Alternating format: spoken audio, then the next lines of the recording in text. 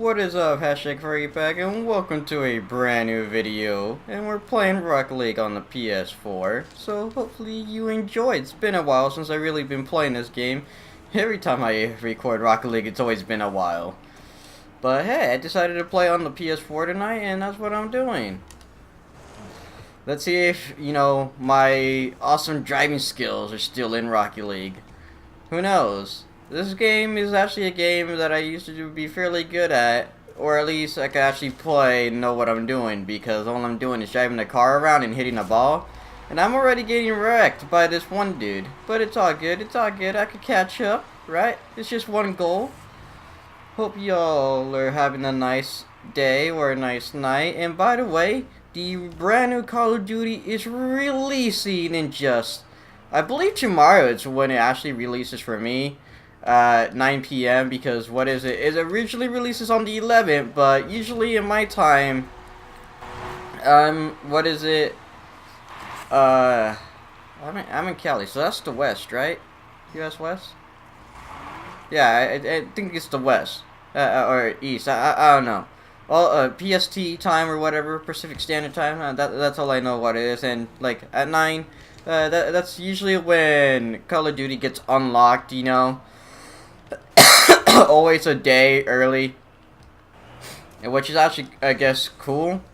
But what is it? I don't really know if I'll really be playing it. What is it, on release? Maybe I will, maybe I won't, who knows. But all I know is I will play it eventually sometime, and provide some content on that. But one thing I do want to know is how many of you that watch this channel or watching this video at the very least. And if you actually comment, I hope you do, but I want to know how many of you are actually going to be playing that game. Let me know in the comments down below if you yourself actually pre-ordered the game, or if you're going to buy the game, and let me know if you already think you're going to enjoy it or not. It's quite interesting. Also, when I myself actually start playing the game, if you want to go ahead and join me on some live streams when I do live streams for the blackout mode, and then for zombies, and of course the multiplayer, which I know for sure I'll probably be playing the zombies a little, probably the most, or at least I might enjoy that the most. But the blackout mode will still be fun playing it once in a while, even though it's just a battle royale like all the other games. It'll still be fun for a little while to play. However, I am actually kind of looking forward for once on the multiplayer side. A little bit, now that I think about it, and only reason why is because some of the game modes that they have been adding, or they have been showing, or people have been talking about are quite interesting. Like for example, one of the game modes was, I believe, called Heist or whatnot, and I think I done a beta video on it where you pretty much go ahead and spawn in with only a bare essentials, like a knife, pistol, right? You pretty much have no perks or anything at all. And you have to go ahead and get kills or win a round or two.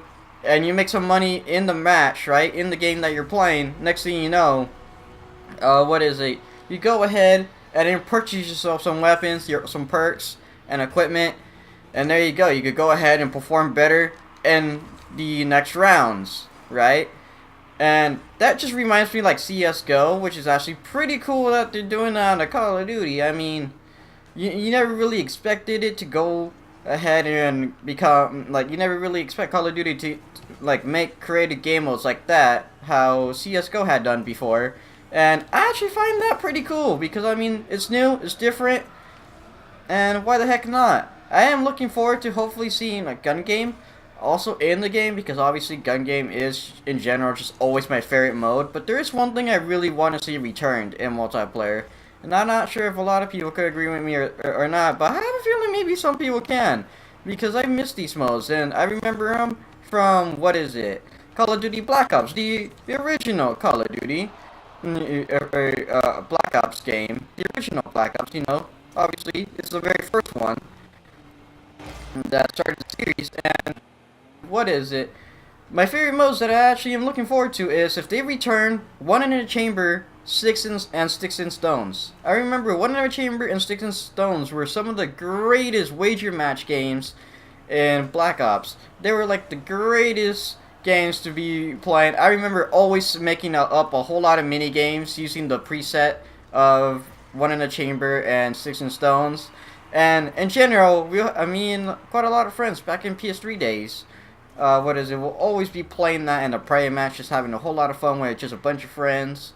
We'll try to max out the lobby to 18, because I remember you were able to actually max out lobbies to 18 people. I think you still can in all the Call of Duties actually, but we'll always try to get it maxed out and, you know, have the greatest fun of playing that game. So, you know, like, it would be really cool if they actually brought back those modes. You never know if they will or not. I don't even remember. I don't even think Black Ops 3 actually had that. I think Black Ops 2 for sure had it, but Black Ops 3 I don't think it actually did at all, which kind of sucks. And also, it would be kind of cool if Black Ops 4 did it, because I mean, if they're adding modes that are similar to some game modes that you can play in a different game on PC, which is CSGO, where you go ahead and, like, you can buy your own weapons in, like, you know, beginning of rounds and stuff like that. I mean, I kind of wish they also just brought back some of their old original great modes, like One in a Chamber and Sticks and Stones. Those were just some of the greatest modes to be playing. I like how this guy I'm versing is, like, going try-hard mode on me. And I'm just, like, more caring about talking and commentating the video than what I am playing. I'm, like, not even paying attention that much to the fact that I'm playing.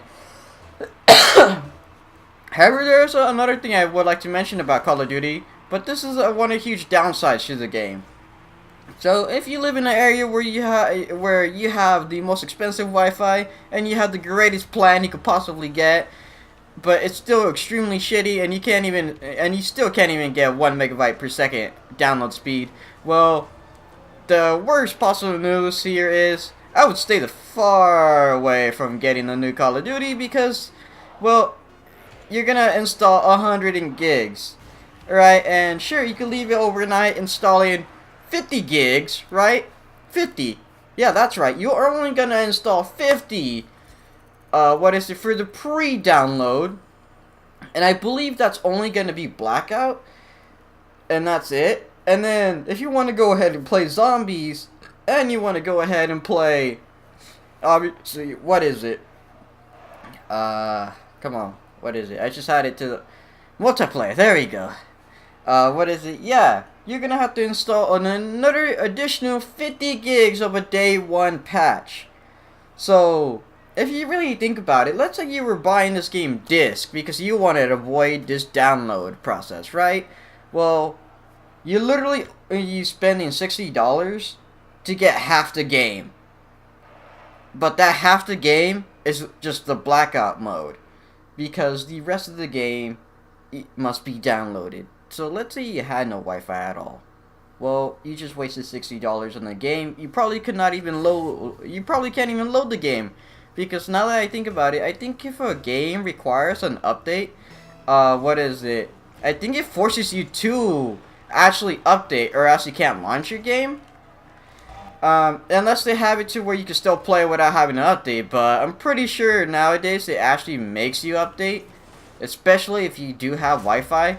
It will definitely detect that, right, and go like, oh hey, you gotta update. And it's a huge disappointment that, you know, games that come to the point where there's day one patches, because, you know, it kind of wish you could just buy a video game, right, especially on disc. If you had no Wi-Fi, install it, next thing you know, you just get to play it right away, because, you know, once it installs right away, because it's on disc. You know, it's just gonna copy all the files over, and you get to go ahead and play. But no, nowadays you have to go ahead, install majority of your game, and I can understand having to install, like, let's say at least a gigabyte of a day one patch. Alright, that's understandable. It's not that bad. Even if you have shitty Wi-Fi or something, I mean, waiting an hour or two, that's not that bad, alright? You're just gonna wait an hour or two. You could probably go ahead and cook up dinner or something, get yourself some snacks ready, you know, because you're gonna be having a long gaming session. You know, get yourself prepared while your game downloads that update patch. But having to wait 55 gigs,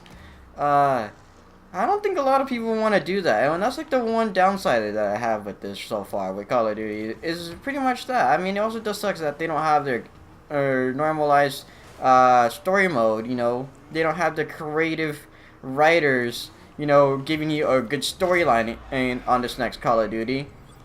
If anything, Black Ops 4 just feels like a Black Ops 3 remastered, which makes no sense. But I mean, the game will still be enjoyable. It's still gonna be the same old usual Call of Duty with just a new few features, right? And then one major new like mode, which is Blackout. But I feel like they could have still added Blackout into the multiplayer session and still had an amazing campaign. But I guess nowadays they just don't. They want to go ahead and cut back and be a little lazy and release the game earlier because they want to go ahead and just copy a big trend that probably won't be trending as much anymore by the time this year ends, because that's usually how it works. I mean, you get this huge major type of game style that's really trendy and big, and then once, you know, people find the next best thing, and right, well, that next best thing will start being the new trendy thing, and then whatever happened last time that was trendy, that just goes downhill. It's not going to go all the way downhill to where it will be forgotten,